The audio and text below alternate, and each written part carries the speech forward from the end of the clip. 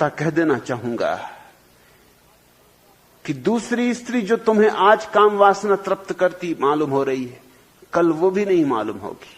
परसों तीसरी स्त्री की जरूरत पड़ेगी, फिर चौथी स्त्री की जरूरत पड़ेगी, फिर पांचवी स्त्री की जरूरत पड़ेगी। क्योंकि काम वासना तृप्त होना जानती ही नहीं। कोई वासना तृप्त होना नहीं जानती। वासना दुष्पूर है। बुद्ध का यह वचन सदा स्मरण रखने योग्य है। वासना दुष्पूर है। वासना भरती ही नहीं कभी। लाख भरो, खाली की खाली रह जाती।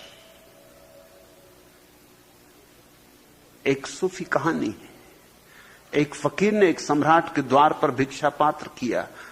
संयोग की बात थी, सम्राट दरवाजे से निकल रहा था सुबह अपने बगीचे में घूमने को। उस भिखारी ने कहा, मालिक क्या मैं कुछ मांग सकता हूं? सम्राट ने कहा, हां, क्या मांगना चाहते हो? उसने कहा, लेकिन मेरी एक शर्त है, जो मेरी शर्त पूरी करे उससे ही मैं अपनी मांग कर सकता हूं। सम्राट ने कहा, क्या शर्त?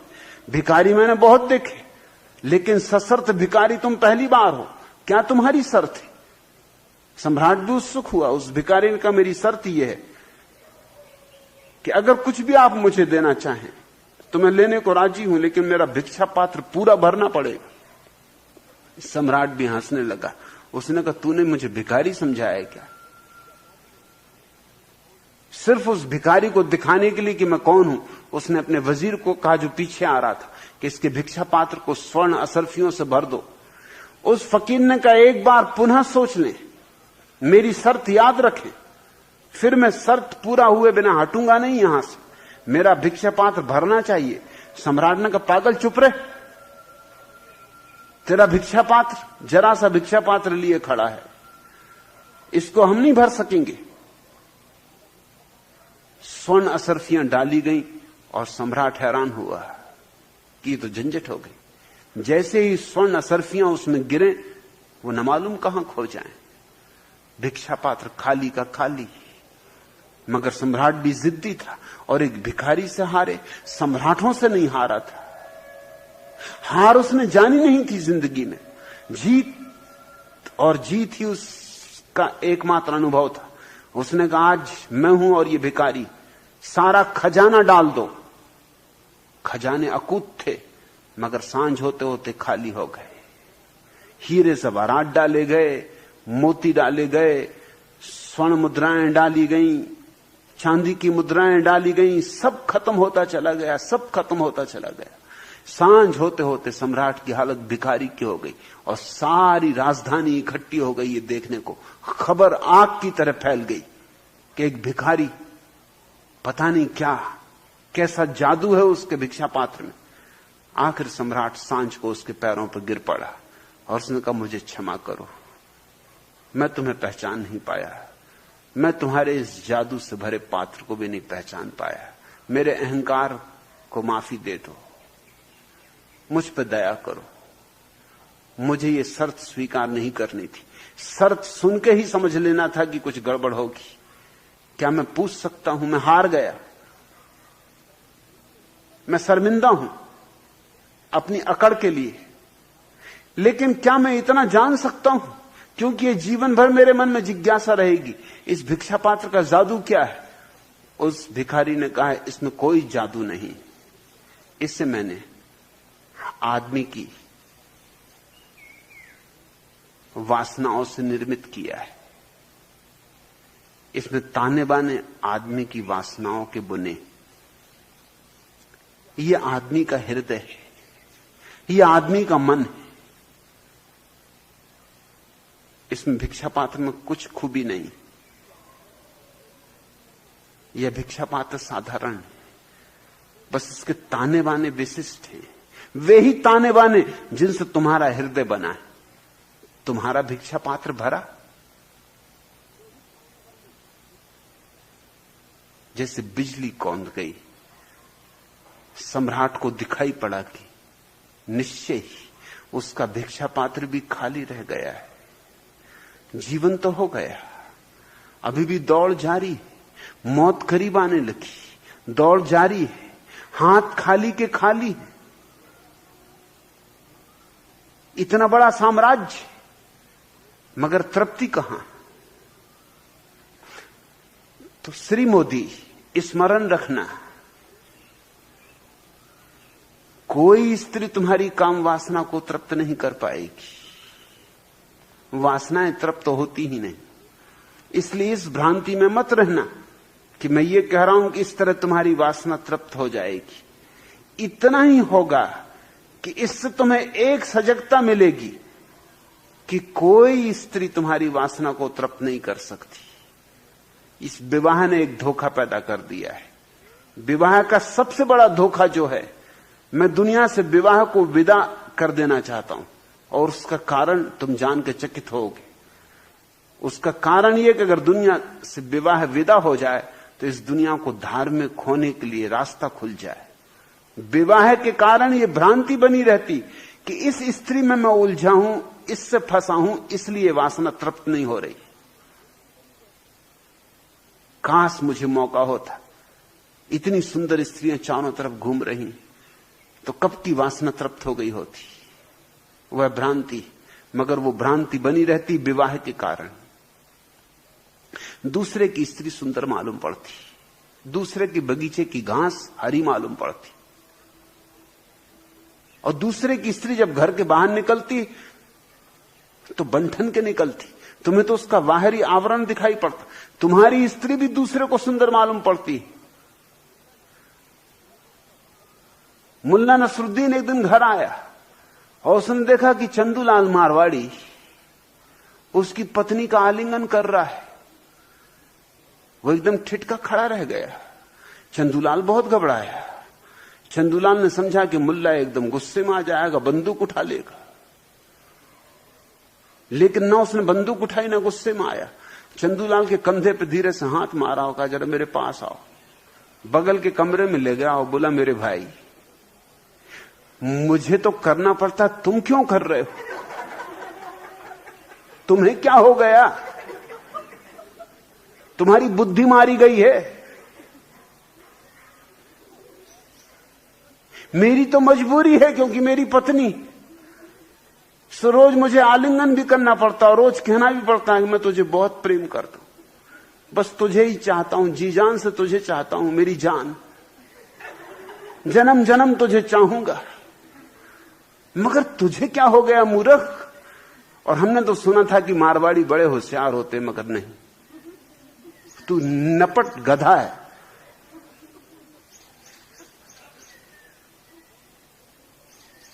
और तेरी जैसी सुंदर पत्नी को छोड़ के तू यहां क्या कर रहा है? अरे मूर्ख, मैं तेरी पत्नी के पास से चला आ रहा हूं।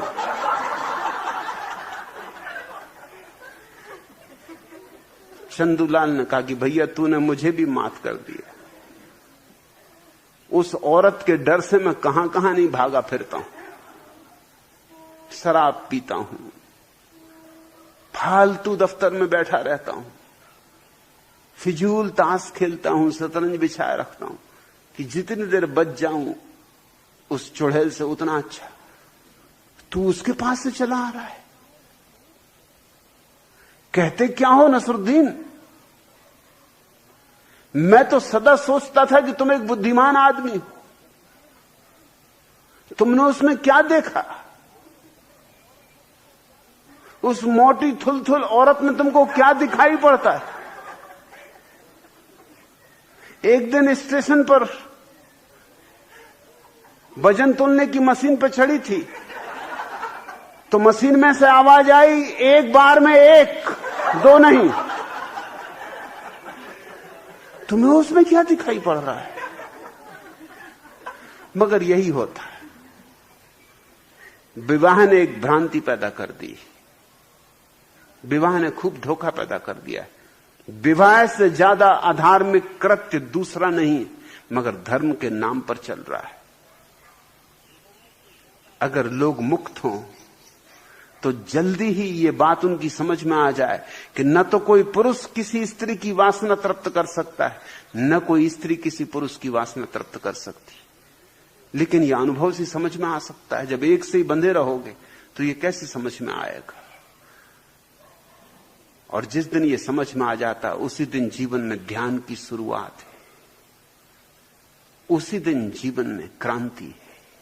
उसी दिन तुम वासना के पार उठना शुरू होते हो। ध्यान है क्या? ध्यान यही है कि मन सिर्फ दौड़ाता है, भरमाता है, भटकाता है मृग मरीचिकाओं में, और आगे और आगे,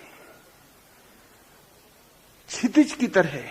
ऐसा लगता है अब तृप्ति, अब तृप्ति, जरा और चलना है, थोड़े और क्षितिज कभी आता नहीं, मौत आ जाती, तृप्ति आती नहीं, कब्र आ जाती। ध्यान इस बात की सूझ है कि इस दौड़ से कुछ भी नहीं होगा, ठहरना है, मन के पार जाना है, मन के साक्षी बनना है। श्री मोदी अगर सच में ही चाहते हो कि वासना से तृप्ति, मुक्ति, वासना के जाल से छुटकारा हो जाए, तो न तुम्हारी पत्नी दे सकी है, न किसी और की पत्नी दे सकेगी, न कोई वेश्या दे सकेगी, कोई भी नहीं दे सकता है। यह कर्तव्य तो तुम्हारे भीतर घटेगा। यह महान अनुभव तो तुम्हारे भीतर शांत, मौन, शून्य होने में ही संभव हो पाता है। मगर जब तक यह न हो तब तक मैं दमन के पक्ष में नहीं हूं। मैं कहता हूं तब तक जीवन को जियो, भोगो। उसके कष्ट भी हैं, उसके क्षणभंगुर सुख भी हैं, कांटे भी हैं, फूल भी हैं, वहां दिन भी हैं और रातें भी हैं वहां। उन सबको भोगो। उसी भोग से आदमी पकता है और उसी पकने से, उसी प्रौढ़ता से एक दिन छलांग लगती ध्यान में। अपनी पत्नी को भी कहो कि सच्चाई क्या है, उससे भी पूछो कि उसकी सच्चाई क्या है। जिनसे हम जुड़े हैं कम से कम उनके प्रति हमें प्रामाणिक होना चाहिए, ऑथेंटिक होना चाहिए, और उनको भी मौका देना चाहिए कि वो प्रामाणिक हों। प्रेम का पहला लक्षण यह है कि जिससे हमारा प्रेम का नाता है उसके साथ हमारी प्रामाणिकता होगी। हम उससे सत्य कहेंगे, और सत्य शुरू में चाहे कितना ही कड़वा मालूम पड़े, पीछे सदा मीठा है। बुद्ध ने कहा है झूठ पहले मीठा, पीछे जहर, और सत्य पहले कड़वा, फिर पीछे अमृत। सत्य से मत डिगना, किसी कीमत पर मत डिगना, कोई समझौता सत्य के संबंध में मत करना, और अपने सत्य को जीना, क्योंकि जीवन तुम्हारा है, तुम्हारी पत्नी का नहीं, और पत्नी का जीवन उसका है, तुम्हारा नहीं। दोनों जियो, दोनों अनुभव करो, दोनों पहचानो, दोनों परखो, और धीरे धीरे तुम पाओगे कि जब तक वासना है तब तक हम बचकाने, तब तक हमारे जीवन में प्रौढ़ता नहीं, मगर हम बचकाने रह जाते। उसका कारण हमको अनुभव ही नहीं करने दिया जाता। अनुभव के बिना कोई कभी प्रौढ़ नहीं होता। उम्र तो बढ़ जाती मगर मन बचकाना रह जाता। पहले महायुद्ध में पहली बार मनोवैज्ञानिकों को यह पता चला कि आदमी की औसत उम्र 12 साल है। पहली दफा बड़े पैमाने पर इस बात की जांच पड़ताल की गई कि लोगों की मानसिक उम्र क्या है। तो बहुत हैरानी की बात थी, चकित हो जाने वाली बात थी। 80 साल के बूढ़े की भी उम्र 12 साल है। मानसिक उम्र इससे ज्यादा नहीं बढ़ पाती। ये बड़ी दुर्घटना है। तो फिर खेल खिलौने में हमारा रस रहता है, और इसको हम दमन करते जाएं तो फिर वो रस हमारा जाएगा नहीं, वो बना ही रहेगा।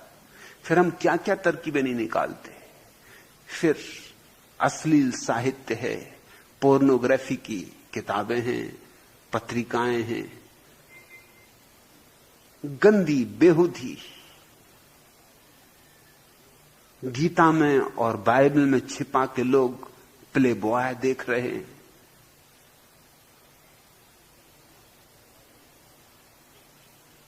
किसी को पता भी ना चल जाए। अश्लील फिल्में हैं, घरों में छिप छिप के लोग मित्रों को इकट्ठा कर करके अश्लील और नंगी फिल्में देख रहे हैं,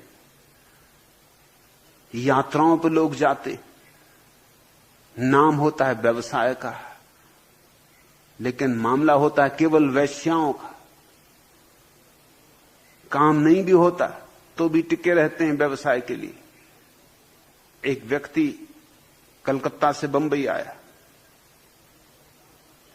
था 3 दिन के लिए। 3 सप्ताह बीत गए, तार भेजता रहे कि खरीद कर रहा हूं, अभी खरीद जारी। जब 3 महीने बीतने लगे, संकित तो पत्नी पहले से हो गई थी। पत्नी संकित तो पहले से ही होती, कोई संकित होने के लिए कारण की जरूरत नहीं होती।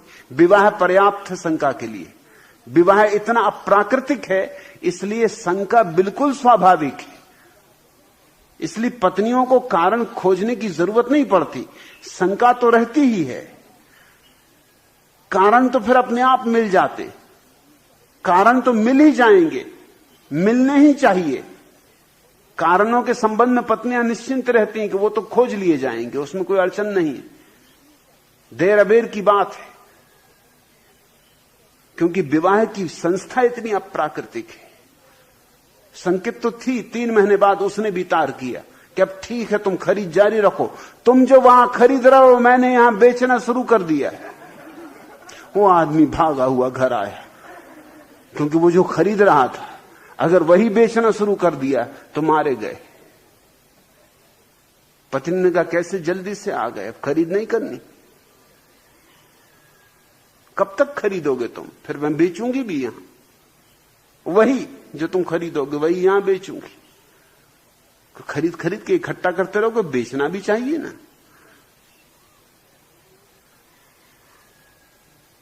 शंका स्वाभाविक है, संदेह स्वाभाविक है। ये तथाकथित हमारा प्रेम बड़े संदेहों से भरा हुआ है। मुल्ला नसरुद्दीन रात सपने में बड़बड़ा गया, कमला कमला, और पत्नियां तो जागती रहती, रात तो बिल्कुल बैठी रहती कि क्या बकता रात देख ले। उसी वक्त हिलाया, कहा ये कमला कौन? मगर पति भी होशियार है, नींद में भी इतनी होशियारी रखते हैं उन्हें, कोई नहीं घबरा तू, ये घोड़ी का नाम है, रेस कोर्स की घोड़ी, उसमें मैं दांव लगाने की सोच रहा हूं, वही मेरे दिमाग में चल रही। मगर पत्नी को इतने आसानी से भरोसा तो नहीं आता। उसने कहा ठीक है। शाम को मुल्ला के दफ्तर उसने फोन किया कि वो रेस कोर्स की घोड़ी कमला ने फोन किया है, आपको पूछ रही कि कहां है, क्या पता दे दूं? कब तक छिपाओगे, कहां तक छिपाओगे? बेहतर है कह दो, बेहतर है साफ साफ करो, और इतनी प्रीति तो दिखलाओ, इतना स्नेह तो जतलाओ, इतना भरोसा तो दिखलाओ, और स्मरण रखो कि दूसरे को भी इतनी ही स्वतंत्रता दो। स्वतंत्रता के फल मीठे, सत्य के फल मीठे, लेकिन अंत में शुरू में कड़वे। शुरू की कड़वाहट से मत डर जाना, और अंततः तुम्हारे ये सारे अनुभव तुम्हें ध्यान में ले आएंगे। यहां मैंने अपने आश्रम में सारी तरह की चिकित्साओं की व्यवस्था की। यहां कोई 100 चिकित्सा के समूह काम कर रहे हैं, 100 चिकित्सा पद्धतियां काम कर रही हैं। उनमें सब है चिकित्सा पद्धतियों में, जिसका जो रोग हो, जिसका जहां मन अटका हो। जैसे अगर किसी का मन काम वासना में अटका है तो उसे मैं तंत्र की चिकित्सा पद्धति में भेजता हूं। तंत्र से गुजर के ही फिर वह ध्यान कर पाता, उसके पहले नहीं कर पाता। क्योंकि वो ध्यान करे क्या, ध्यान करे कैसे? यहां भारतीय मित्र आते हैं, वो मुझे लिखते हैं कि आप कहते हैं ध्यान करो, हम ध्यान करने बैठते हैं, पास में कोई सुंदर स्त्री ध्यान कर रही, हमारा दिल वहीं वहीं जाता, जाएगा ही। भारतीय शुद्ध संस्कृति का ये लक्षण, और जाएगा कहां? सदियों से दबाया है तो और जाएगा कहां? तुम्हारे पास में ही बैठा हुआ जो पाश्चिमात्य है, उसका कोई मन उस स्त्री में नहीं जा रहा है, क्योंकि स्त्री का काफी अनुभव हो चुका। ये जान के तुम चकित होगे कि यहां जो मेरे सन्यासी हैं पश्चिम से आए हुए, उनका कोई रस स्त्री पुरुष में नहीं। वैसा रस जैसा कि भारतीयों का है, कतई नहीं। सहज, सामान्य, जैसे कोई 24 घंटे भोजन के संबंध में सोचे तो पागल है, और दिन में 2 बार भोजन करे तो पागल नहीं है। किसी से तुम्हारा स्नेह नाता हो, प्रेम का संबंध हो, तो इसमें कोई विक्षिप्तता नहीं है। लेकिन कोई 24 घंटे बस यही सोचता रहे, स्त्रियों की ही कतार लगी रहे, तो फिर रुग्णता है। मगर तथाकथित संस्कृति और तथाकथित धर्म और तथाकथित महात्माओं ने तुम्हें जो दिया है, वो यही उनकी वसीयत है। इस वसीयत में तुम सड़ रहे हो। इस सड़ान से तुम्हें मुक्त करना चाहता हूं, इसलिए मैं दुश्मन मालूम पड़ता हूं। मेरे पास लोग आते हैं, निजी तौर से स्वीकार करते हैं कि आप जो कहते हैं ठीक है, आप जो कहते हैं 100% ठीक है, लेकिन उनमें से एक भी सामूहिक वक्तव्य नहीं देता मेरे पक्ष में। मेरे विपक्ष में लिखने वाले हजारों लोग हैं, मेरे पक्ष में लिखने वाले मुश्किल से कोई। मामला क्या है? और जो भी मेरे पक्ष में लिखते हैं वो मेरे सन्यासी हैं, दूसरा कोई मेरे पक्ष में नहीं लिखता। दूसरे मुझे पत्र लिखते हैं कि आप जो कहते हैं बिल्कुल ठीक है, उचित कहते हैं, लेकिन हम इसको सार्वजनिक रूप से स्वीकार नहीं कर सकते, क्योंकि हम इसको सार्वजनिक रूप से स्वीकार करें तो हमारी प्रतिमा धूमिल होती। यहां आने की हिम्मत नहीं पड़ती। यहां लोग आते हैं, छिप के आते। श्री मोदी को तो मैं हिम्मतवर कहूंगा, वो प्रतिष्ठित व्यक्ति हैं, मोदी मिल्स के मालिक हैं। मैं उनके साहस का धन्यवाद करता हूं कि उन्होंने हिम्मत पूर्वक ये प्रश्न पूछा। अब और थोड़ी हिम्मत जुटाओ, अपनी पत्नी को भी साफ करो, अपनी पत्नी को भी यहां ले आओ। अगर तुम साफ न कर सको तो मैं साफ करूंगा। दोनों मुक्ति में जियो और तुम पाओगे तुम्हारा प्रेम इस मुक्ति में बढ़ेगा, फलेगा, गहरा होगा, और जल्दी ही तुम दोनों ही ध्यान की तरफ अपने आप आकर्षित हो जाओगे। अगर व्यक्ति सहज स्वाभाविक जिए तो ध्यान अनिवार्य परिणति है, अपरिहार्य। जीवन की प्रत्येक नदी जैसे सागर की तरफ ले जाती, ऐसे जीवन की प्रत्येक वासना ध्यान की तरफ ले जाती। अगर हम वासना को कहीं रोक ना दें, रोक न तो तालाब बन जाती, तालाब बना तो सागर से संबंध टूट गया। फिर सड़ना है, फिर कीचड़ है, फिर गंदगी है, फिर गति नहीं, फिर प्रवाह नहीं। मैं चाहता हूं तुम सरिताओं की तरह हो, सरोवरों की तरह नहीं, ताकि सागर को पाया जा सके। सागर को पाने में ही जीवन की धन्यता है, सौभाग्य है।